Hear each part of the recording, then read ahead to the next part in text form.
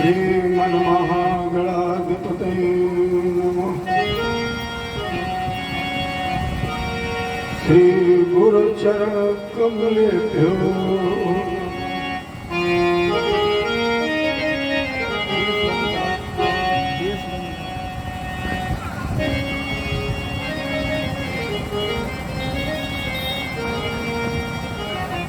सर्वेभ्यो गणपतिभ्यो नमः। सर्वेभ्यो देवेभ्यो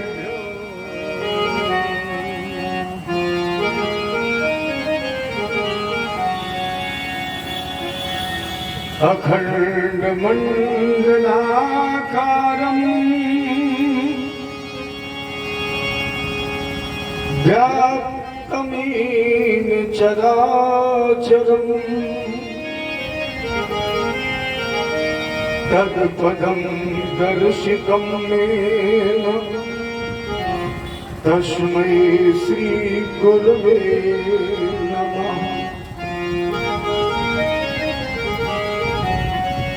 कृष्णाय वासुदेवाय हरे परमात्मने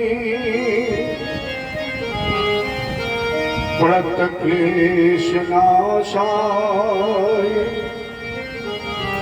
गोविन्दाय नमो नमः।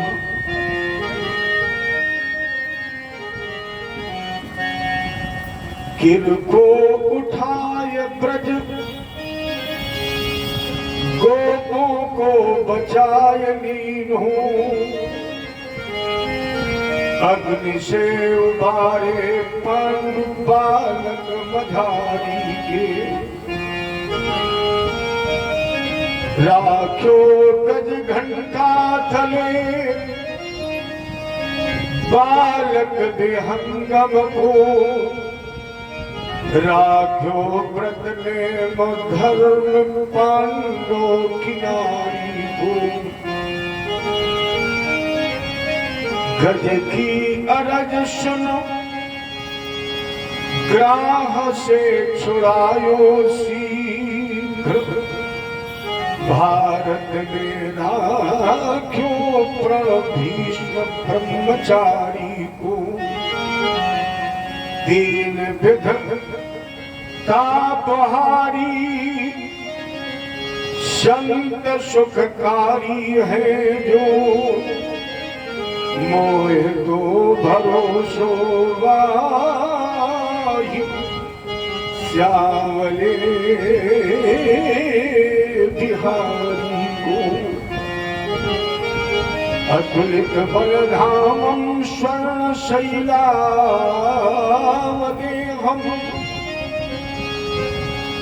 धनुजवन कृशानं ज्ञानिनामग्रगण्यं सकल गुण निधानो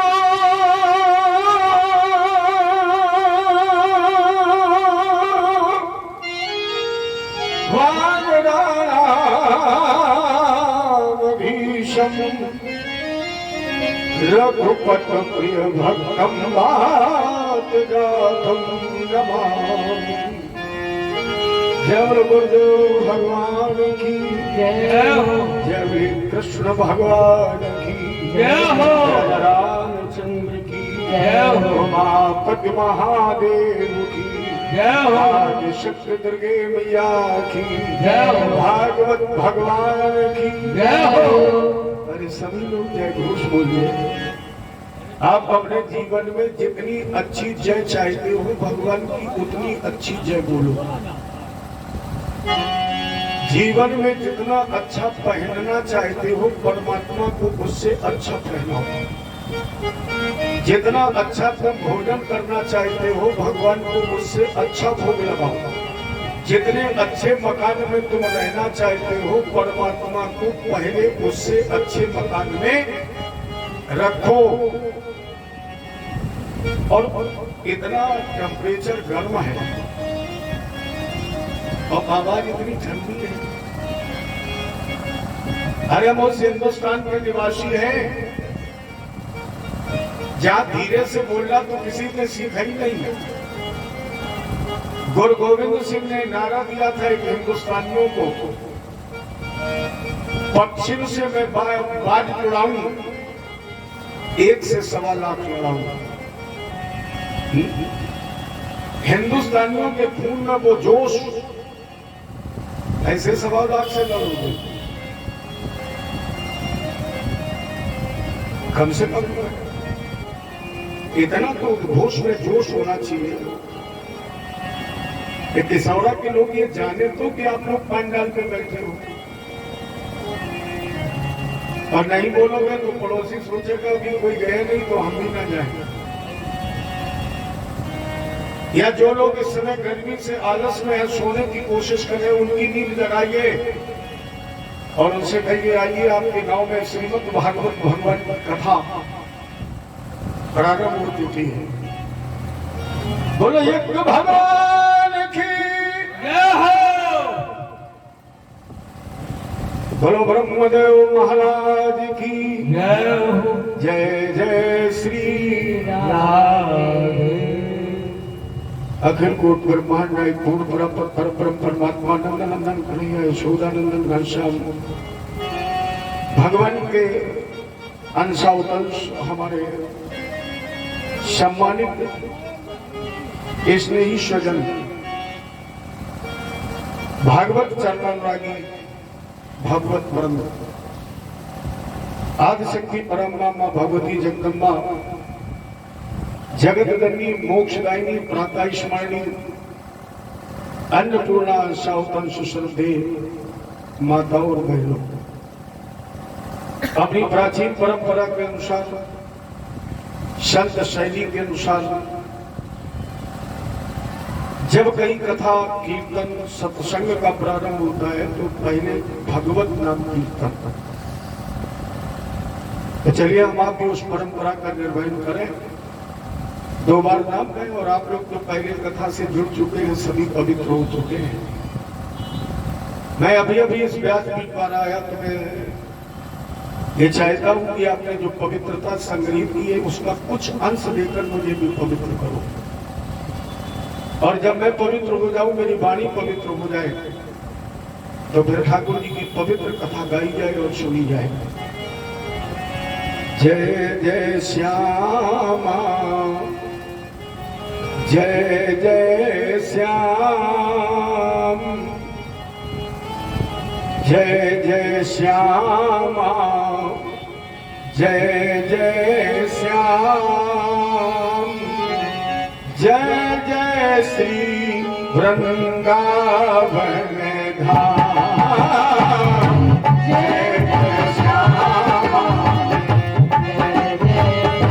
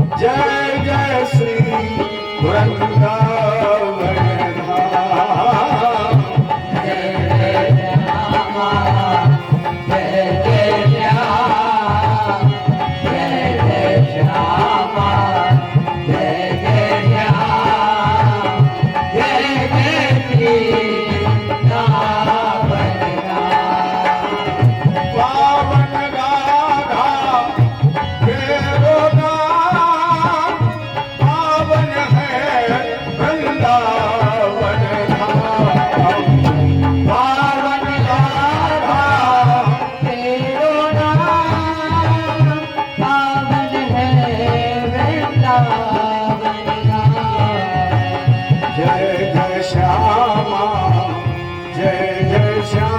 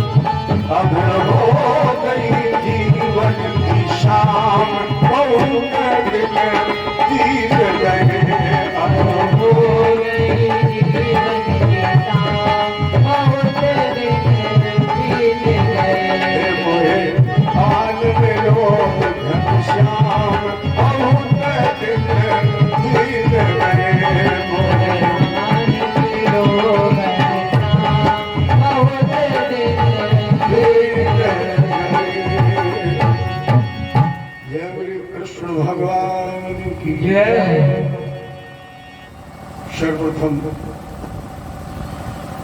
राजराजेश्वरी महारानी राधा जी के साथ भी अनुकूल भूषण भगवान कृष्ण की चरण वंदना वयम नुमा हम सभी प्रणाम करते हैं। इसके बाद श्री सुखदेव जी महाराज का स्तोत्र यम प्रव्रजन्तमनुपेतमपेत कृत्यम् द्वैपायनो विरह कातर आजुहाव पुत्रेत तन्मे तया कर्वोभिने दुष्टम सर्वभूत हृदयम मुन्मानतोषु अर्थात जन्मत ही जग दुख विरत नरा लपेटे अंग भाग चले सुखदेव जी लगे पिताजी संग। जिन्होंने अपने में अपने पिता को तन्मय कर लिया है, अजान बाबू संस्कार शून्य। देखो संसार में हमें आपको संस्कार की आवश्यकता है। जिसने राधा जी से दीक्षा प्राप्त करके शिव की वाणी से अमर कथा सुनी हुई और मां के गर्भ में जिसने 12 वर्ष तक मां के गर्भ को ही मंदिर बना लिया हुआ, जितने मां के गर्भ में ही 12 वर्ष तक तपस्या की हो, उसे किसी संसार के संस्कार की आवश्यकता नहीं है। ऐसे संस्कार शून्य श्री सुखदेव जी महाराज के चरणों में हम सभी प्रणाम करते हैं। इसके बाद आधार बनाया गया नैमिष को। नैमिषे सूक्ष्माशीलम विवाद महामध्यम। नैमिष के नाम के बगैर किसी पुराण की पूर्णता असंभव है। जहां भी आप पौराणिक व्याख्यान वाला प्रारंभ करेंगे वहां सबसे पहले आएगा नाम नैमिष का, क्योंकि जिस व्यासपीठ से 18 पुराणों का वाचन किया गया है, आप जब सत्यनारायण भगवान की कथा भी सुनते हैं अपने घर में, तो पहले यही तो आता है नैमिषे सूक्ष्माशीलम। एकदा नारदो योगी, यह हमें आपको सत्यनारायण की कथा में भी बताया जाता है कि नैमिषारण्य में, और हर पुराण में नैमिष के विषय में कुछ न कुछ चर्चा है। पहला प्रमाण देवी भागवत में मिलता है कि जब इस पृथ्वी पर अधर्म, अनित और अत्याचार की पराकाष्ठा हो गई तो संत समुदाय ब्रह्मा जी के पास पहुंचा और कहा महाराज जी हम निवास कहां करें। तो ब्रह्मा जी ने मनों में चक्र की रचना की और चक्र छोड़ करके संतों से कहा कि जहां जाकर ये चक्र रुक जाए उसी स्थान पर तुम निवास करना, वहां कभी कलयुग का प्रवेश नहीं होगा। आगे आगे चक्र चला और पीछे पीछे संत समुदाय। जहां पर आकर इस चक्र की निम रुकी है, देखो निम कहते हैं धुरी की नोक को, जहां पर आकर इस चक्र की निम रुक गई, उसी निम से उस स्थान का नाम नैमिष पड़ गया। ये देवी भागवत का प्रमाण है। और जिन्होंने नैमिष की यात्रा की होगी वो जानते होंगे कि नैमिष का मुख्य तीर्थ चक्र तीर्थ ही है। दूसरा प्रमाण वरा पुराण में मिलता है। यहाँ पर एक गौरमुख नाम के महात्मा थे, तपस्या करते थे। साम्राज्य अशुरों का था। जब ये अनुष्ठान करते थे तो आसुरी शक्तियां इसमें व्यवधान करती थी। ये पहले नहीं करती थी, करती है और करती रहेंगी। निश्चित है जहां धर्म होगा वहीं अधर्म होगा, जहां पूर्ण होगा वहीं पाप होगा, जहां सत्य होगा वहीं असत्य होगा, क्योंकि सत्य के साथ असत्य नहीं होगा तो सत्य की पहचान कैसे होगी। जैसे अगर रात के बाद दिन ना हो और कोई आपसे पूछ दे रात कैसी होती तो बता सकते हो। जीवन में आपको केवल सुख ही सुख मिले और कभी दुख का अनुभव ना हो और आपसे कोई पूछ दे सुख कैसा होता है। आज आपको जीवन भर मीठा ही खाने को मिले, कभी नमकीन मत खाओ, कोई पूछ दे मीठा कैसा होता, बता सकते हो? तो जीवन में एक का अनुभव करने के लिए दूसरे का आना जरूरी है। जब तक दूसरा नहीं आएगा तब तक पहले की पहचान नहीं हो सकती। तो आसुरी शक्तियां पहले भी आगी थी, आज भी है। आज भी आप कई धार्मिक अनुष्ठान, कई चर्चा प्रारंभ करें, जितना सपोर्ट मिलेगा उससे ज्यादा विरोध मिलेगा। या ये कह दिया जाए कि कहने वालों का काम केवल कहना है और जो कहते हैं वो करते कुछ नहीं है।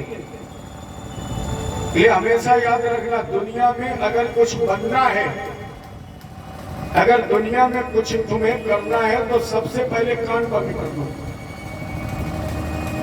इनकी मत सुनो, कान बंद कर दो, तुम अपने मस्ती में रहो, लक्ष्य मिल जाएगा। अगर कहने वालों की बातों पर ध्यान दिया, रामे मालिक है तो वो रोटी भी खा पाओ, तो इनका केवल काम कहना है। जैसे इस समय अगर कथा का आयोजन कराया जाए, जिनको नहीं सुनना वो कहेंगे भैया इतनी गर्मी में कहीं कथा होती है। आज आपने कहा गर्मी में करा, जनवरी में करा लो। जब जनवरी में कथा हुई तो बड़ा कोहरा पड़ा, बोले ये कोई कथा कराएंगे। और जब बरसात में कराई जाए तो बोले कौन जाएगा कीचड़ में। क्या बता 12 महीने में कौन से महीने में कथा कराई जाए। कुछ लोग कहते हैं काम बहुत है। मैं यहाँ की चर्चा नहीं कर रहा, जगत व्यवहार की चर्चा कर रहा हूँ। ज्यादा जगह आप कथा करें और किसी से पूछे आप सुनने नहीं आए तो तुरंत कहेगा भैया काम बहुत है। आपसे मेरा एक प्रश्न है, जब से तुम पैदा हुए तब से आज तक क्या किया है? केवल काम। जब से होश संभाला है तब से आज तक क्या किया?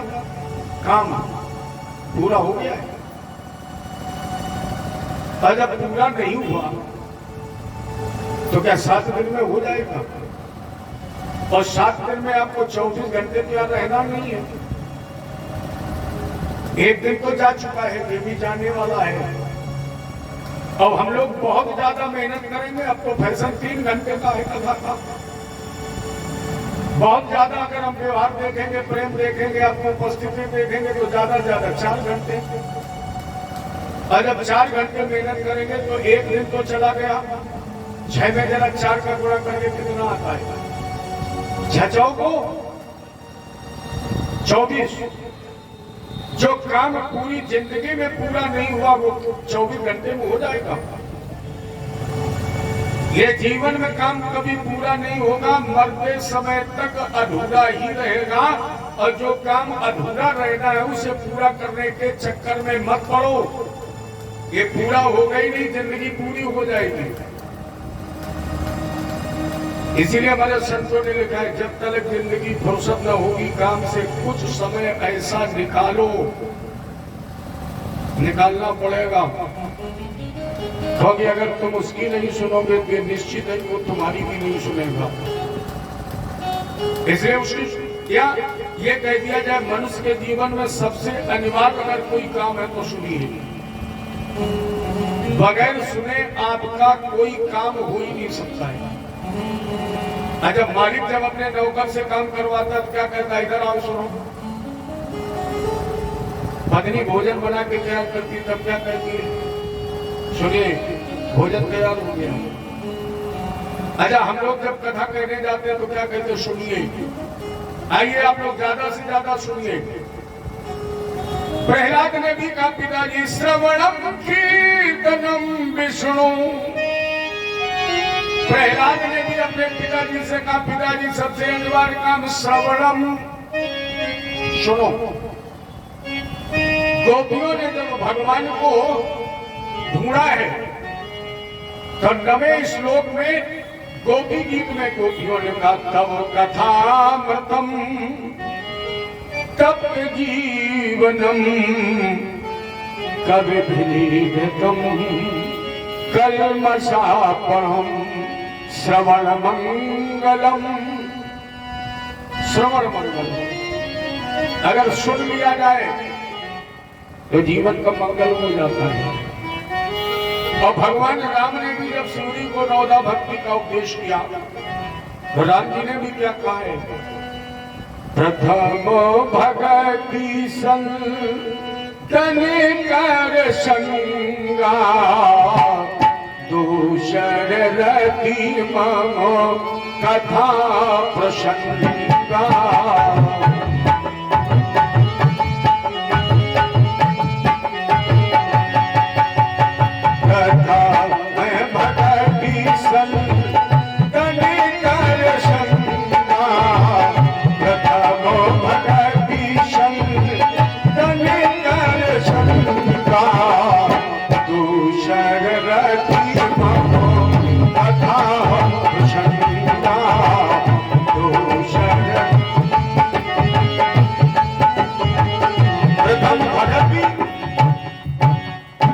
भक्ति कौन है?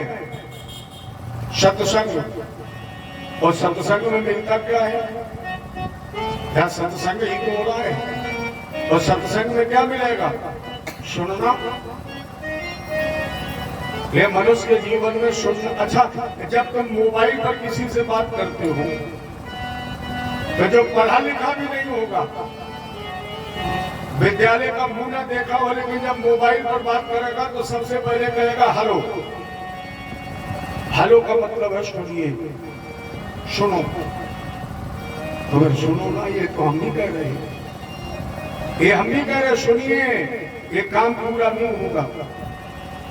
इसलिए से ज्यादा सुन लीजिए। तो जहां धर्म वही अधर्म, जहां पाप वहां पुण्य, जहां न्याय वहां अन्याय। तो महात्मा जी तपस्या करते थे, असुर लोग उसमें व्यवधान करते थे। महात्मा जी को आ गया कबूल। देखो संत से तो भगवान भी टकरा गए, तुम्हें बंदरों को मित्र बनाना पड़ा। गौरमुख महात्मा ने एक निमिष मात्र में पलक आंख की सुरक्षा में झपकती है, इसी को निमिष कहते हैं, जो समय लगता है। इस निमिष मात्र में जहां पर महात्मा जी ने संपूर्ण असुरों को भस्म कर दिया, उसी निमिष से उस स्थान का नाम नैमिष पड़ गया। विष्णु पुराण के आधार पर ये अवध प्रांत में सीतापुर जिले में स्थित है। और इस क्षेत्र में गोमती नदी का प्रवाहन होता है। महात्मा जो गोमती नदी में स्नान करके चक्रतीर्थ और मां ललिता का दर्शन करके दान करते हैं, उनके सारे जीवन के पाप नष्ट हो जाते हैं।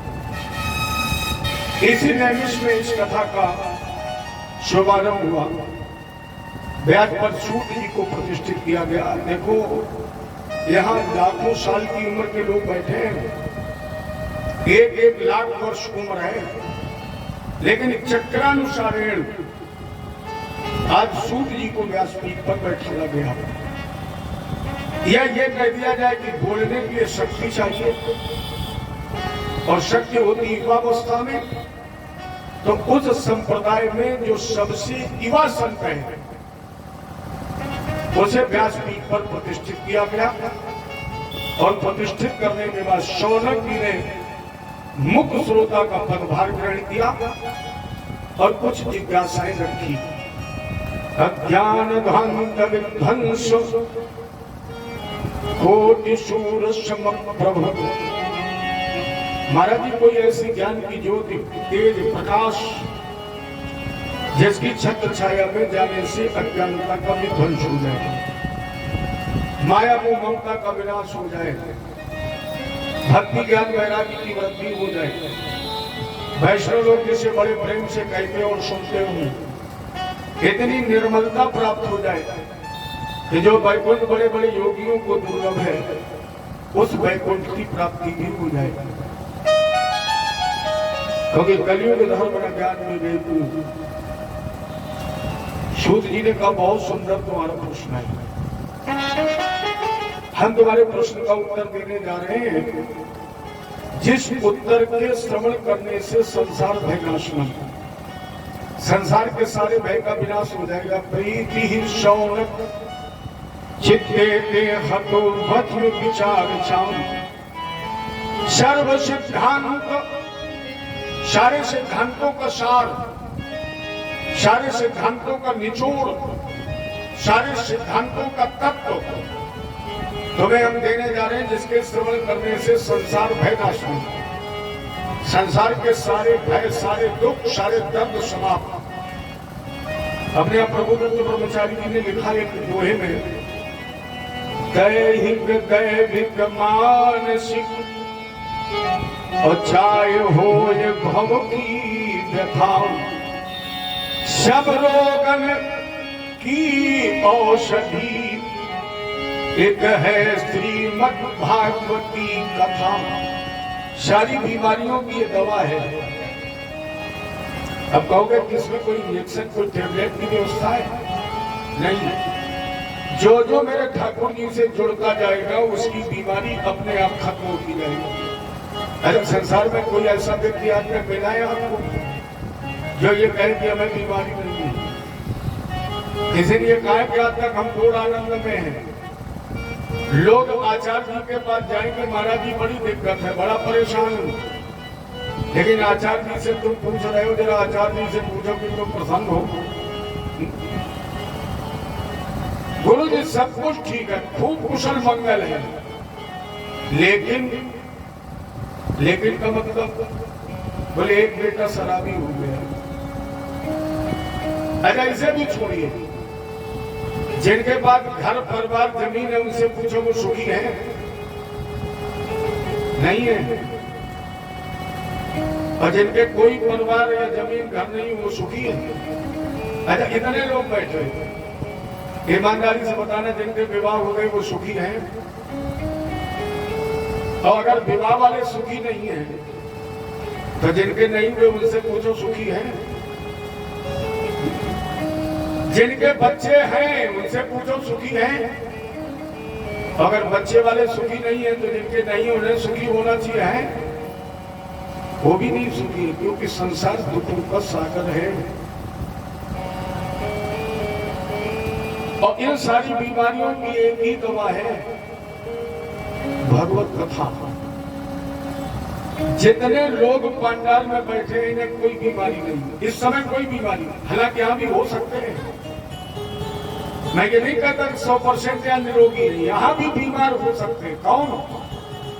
जिनका मन कथा में लगने के बजाय घड़ी में लगा हो कि कब 6:30 बजे पंडित जी आरती कराए, हम चरणामृत पंजीरी ले उठा जाए, जो केवल इसलिए बैठे हैं कि हमें प्रसाद मिल जाए, वो दुखी हो सकते हैं। लेकिन जो भगवान की कथा के लिए चले हैं उनकी बीमारी सड़क के उस पार है। और जैसे तुम मुड़ करके चलोगे अपने आप वो बीमारी तुम्हारे सर पर, जब तक यहाँ रहोगे कोई बीमारी आपको नहीं, हमें भी नहीं है। और जैसे आप और हम, अरे आपको तो कम बीमारी, हमें तो ज्यादा बीमारी है, क्योंकि आप तो घर पहुंचेंगे आदेश करेंगे रोटी बनी मिल जाएगी, हमें तो देखना पड़ेगा क्या व्यवस्था हुई क्या नहीं हुई। लेकिन जब तक ठाकुर जी से जुड़े रहोगे न तब तक भूख, न तब तक प्यास, न तब तक चिंता। निश्चित रहिए, ये सारी बीमारियों की दवा है, लेकिन इसके लिए एक नियम भी है, एक पथ है, क्योंकि होम्योपैथिक दवा है, इसके रिएक्शन का कोई खतरा नहीं। एलोपैथिक दवा का जितना एक्शन है उससे ज्यादा रिएक्शन का खतरा है। एक्शन वो धीरे करेगी और रिएक्शन में तो सिरिंज बाहर ना निकल पाए, दम बाहर हो जाए। होम्योपैथिक दवा अगर एक्शन नहीं करेगी तो इसके रिएक्शन का कोई खतरा नहीं है। इसलिए इसमें एक पथ भी है, और वो पथ है अभ्यासामि सावधानतया सुन। केवल एक पथ है, इस कथा को तुम सावधान होकर के सुनो। कितनी देर सुनो? बोले जितनी देर मन लगे, क्योंकि सावधानी हटी, दुर्घटना घटी। एक तब तक आप इस कथा को सुने जब तक मन लगे एकाग्र होकर, सावधान होकर। फिर विचारों में भिन्नता नहीं होनी चाहिए, एक ही जगह पर लगे। तो सावधान होकर के इस कथा को सुनो, क्योंकि अमृत से श्रेष्ठ है। राजा परीक्षित ने तो कहा काम सुधा कम कथानो के, ये फूटा हुआ कांच कहां मणियों में महान मणि। अब ऐसा कौन पागल होगा जो मणि के बदले फूटा कांच ले लेगा। देखो अमृत का एक स्वाभाविक गुण है, आप पिएंगे तो अमृत तो हो जाएंगे, आप पिएंगे अमृत तो हो जाएंगे, जन्म मृत्यु के बंधन से छूट जाएंगे। लेकिन अमृत पीने के बाद आप कर्म के बंधन से नहीं छूटेंगे। लंबी उम्र प्राप्त करना कोई बहुत अच्छी बात नहीं है, क्योंकि सिकंदर जिस समय विश्व विजय के लिए चला और उसका एक अभियान और था अमृत कुंड को प्राप्त कर लेना। और ऐसा विद्वानों ने लिखा कि सिकंदर ढूंढते ढूंढते उस अमृत कुंड के पास तक पहुंच भी गया, उसे अमृत कुंड मिल गया। और सिकंदर ने जैसे अंजलि में अमृत लेकर के पीना चाहा, एक वयोवृद्ध व्यक्ति घसीटता हुआ आया और कहा सिकंदर ये गलती मत कर लेना, अमृत मत पी लेना। सिकंदर ने पूछा क्यों? बोले मैंने पिया है, मेरी दशा देख रहे हो। अमृत पीने के बाद प्यारे तुम मरना चाहोगे तो भी नहीं मर पाओगे, लेकिन आज के 20 साल बाद होगा जो तुम देख पाओगे। जो हमसे ज्यादा उम्र की लोग बैठे हैं वो क्या कहते हैं? भैया जो हो रहा है वो देखा नहीं जा रहा है, यही तो आप लोग कहते हो। मेरे सामने तो कभी ऐसा हुआ ही नहीं, जो अब हो रहा है वो हम देख नहीं पाएंगे। और अगर तुम्हारी उम्र भगवान और 50 साल बढ़ा दे तो जो आगे 20 साल में होगा वो देख पाओगे? नहीं देख पाओगे। उसने कहा सिकंदर ये गलती मत कर देना, क्योंकि हम घसीट घसीट कर जी रहे हैं, जो दुनिया में देख हो रहा है वो देख नहीं पा रहे हैं, लेकिन अमृत पी चुके हैं इसलिए मर भी नहीं पा रहे हैं, क्योंकि आने वाला समय राम ही मालिक है, नहीं देख पाओगे। लेकिन जो भागवत जी की कथा सुन लेते हैं, सबका श्रवणे चेत सर्वथा मुक्तिदायकम, रामायण भी कह रहे राम कथा भवभंग विमोचन। जो भगवान जी की कथा, राम जी की, ठाकुर जी की कथा सुन लेते हैं, वो अपने आप सारे बंधनों से मुक्त हो जाते हैं, एक दो बंधन से नहीं, सर्वथा मुक्तिदायकम। चलिए इस विषय में हम तुम्हें देवर्षि नारद और शनकादिक ऋषियों का संवाद भी सुना रहे हैं। अब यहाँ एक बात ध्यान देने की है, नारद जी को दक्ष ने श्राप दिया था कि तुम 2 घड़ी से ज्यादा कहीं ठहरोगे नहीं। लेकिन नारद जी जब भगवान से जुड़े तो रामायण में जब तक नारद जी ने तपस्या की तब तक दक्ष के श्राप का असर नहीं हुआ। माने अगर भगवान से जुड़ जाओगे तो श्राप भी निष्प्रभावी, निष्क्रिय हो जाएगा। दक्ष ने श्राप दिया तुम एक स्थान पर इतनी ही देर रुक सकते हो जितनी देर में गाय दुही जाती है। लेकिन नारद जी जब हरिद्वार में भागवत जी की कथा सुनने के लिए बैठे तो ये श्राप निष्क्रिय हो गया और दक्ष के उस श्राप का कोई असर नहीं हुआ। और नारद जी ने एक जगह बैठ करके 7 दिन तक उस कथा को सुना। मैंने श्राप लागू नहीं हुआ। तो अगर कहीं आप श्रापित भी हैं और उस श्राप से मुक्त होना चाहते हैं, उस श्राप को अगर आप निष्क्रिय, निष्प्रभावी करना चाहते हैं, तो मेरे ठाकुर जी से जुड़ जाइए। और साधारण बात यह है कि जहां राम तहां काम नहीं, जहां राम होता है वहां काम होता ही नहीं। जीवन के काम को जीतना चाहते हो, जीवन की बीमारियों को समाप्त करना चाहते हो, तो सब कुछ छोड़कर राम से जुड़ जाइए, एक लाभ भी मिल जाएगा। राम कहने वालों को, वैसे मेरे इष्ट कृष्ण हैं, मैं कृष्ण की कथा गाता हूं, लेकिन मुझे कहने में संकोच नहीं। संपूर्ण ब्रह्मांड में अगर सबसे बड़ा कोई नाम है तो राम का नाम है। मुझे कोई कहने में संकोच नहीं, मेरे इष्ट, मेरे आराध्य, मेरे प्राणधन कृष्ण हैं। लेकिन इस व्यासपीठ से हम निवेदन कर रहे हैं कि राम से बड़ा कोई नाम नहीं है। राम का नाम जन्म में भी मिलता है और राम का नाम मरने के बाद भी। आज तक किसी ने कहा कृष्ण नाम सत्य है, कोई कहता है शंकर जी का नाम सत्य है, कोई कहता है दुर्गा जी का नाम सत्य है, लेकिन जब अर्थी चलती है तो पीछे लोग क्या कहते हैं, राम नाम सत्य है, क्योंकि राम से बड़ा कोई नाम है ही नहीं। इसलिए मैं कह दूं, राम कहो आराम मिलेगा, खाने को बादाम मिलेगा। राम कहो आराम मिलेगा, खाने को खीर पूरी काजू बादाम मिलेगा। पूरे दिन भले ही ना मिले, लेकिन निश्चित है शाम मिलेगा। और जब प्यारे यहाँ से चलोगे तो फिर तुम्हें जाने के लिए वहां तक विमान मिलेगा। इन्हें राम कहो आराम मिलेगा। ये राम के नाम की ताकत है। तो कभी अजमा के देख लेना, कितना भी दुखी हो, कितना भी क्लेश हो, कितना भी कष्ट में हो, एक बार कोने में एकांत में बैठना और कह देना राम। इसके नाम में ही जादू है। कितना जादू। शंकर जी ने विषपान किया, विषपान का परिणाम है मृत्यु। देवताओं ने पूछा भोलेनाथ कैसा लग रहा है? शंकर जी ने कहा लगने से मतलब, बोले आपने विष पिया है? शंकर जी ने कहा हमने केवल विष नहीं पिया है। फिर बोले हमने नीचे रा का घूंट और ऊपर से माँ का घूंट, बीच में हमने विष मिला दिया। जब रा और माँ में विष मिला दिया तो हमें तो जीवन में विश्राम मिल गया। विष राम माने जो राम के नाम के साथ विष भी पी लेते हैं, उनके जीवन का विराम नहीं विश्राम हो जाता है। इसलिए प्यारे राम कहो आराम मिलेगा। एक निवेदन और कर दूं, इस कथा में ही नहीं, जहां भी आप सत्संग करेंगे वहां केवल 3 बातें बताई जाएंगी। ये हम नहीं, जहां भी आप सत्संग में चर्चा करेंगे आपको केवल 3 ही बातें बताई जाएंगी। उसमें पहली बात, आया है सो जाएगा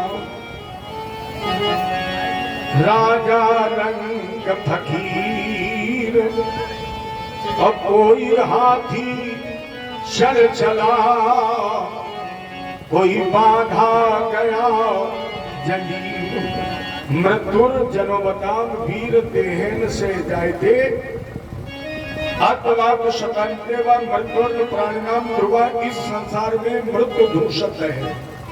ये पहली बात बताई जाएगी। और दूसरी बात बताई जाएगी, कौन? मुट्ठी बांध करके प्रेमी आए हो जगत के बीच और रीते हो कि एक दिन जब तुम जाओगे। ये दूसरी बात बताई जाएगी। और तीसरी बात शंकर जी बता रहे हैं, उमा कहा हूं मैं। ये तीसरा ज्ञान दिया जाता है 7 दिन की कथा में। उमा कहा हूं मैं अनुभव अपना,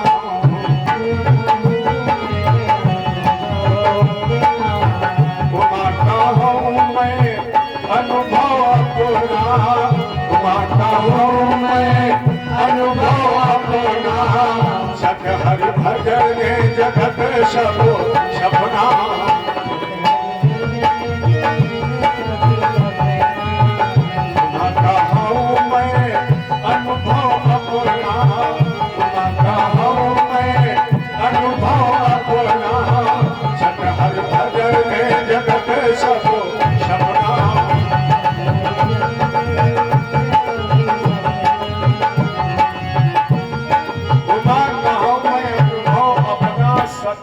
भजन जगत सब, ये 3 ही बातें आपको बताई जाती हैं। पहली बात याद है, आने वाले को जाना है।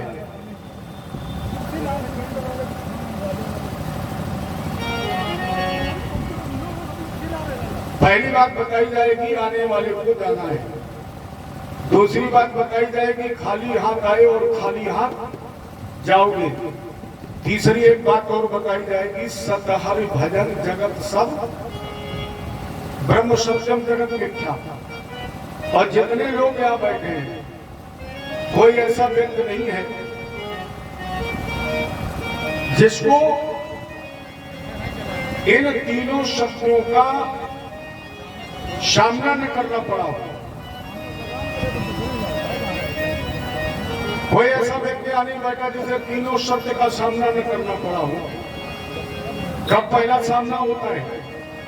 जब परिवार में, मोहल्ले में, गांव में, घर में किसी की मृत्यु होती है तो पहला मृत्यु रूपी शब्द हमारे सामने होता है और उसी समय में दूसरा शब्द भी मिलता है। वो खाली आदमी तो जाता है और वही जब हम चलते हैं तो तीसरा सच भी हमारे सामने आ जाता है और लोग कहते राम नाम। अच्छा, उस समय आपका 10 साल का बेटा आकर के पूछ दे पिताजी बाकी सब क्या है? जब आप लोग बोल रहे हो राम नाम सत्य है और आपका बेटा ही आकर के आपसे पूछ दे बाकी सब, तो ये एक बात ही ये बता रहा है कि संसार में सत्य केवल राम का नाम है, बाकी सब स्वप्न बनते, बाकी सब झूठा है। अच्छा, एक लाइन सुन लीजिए फिर कथा आगे बढ़ा दूं। जो भी कमाया तूने दूसरा ही खाएगा, जो भी कमाया तूने दूसरा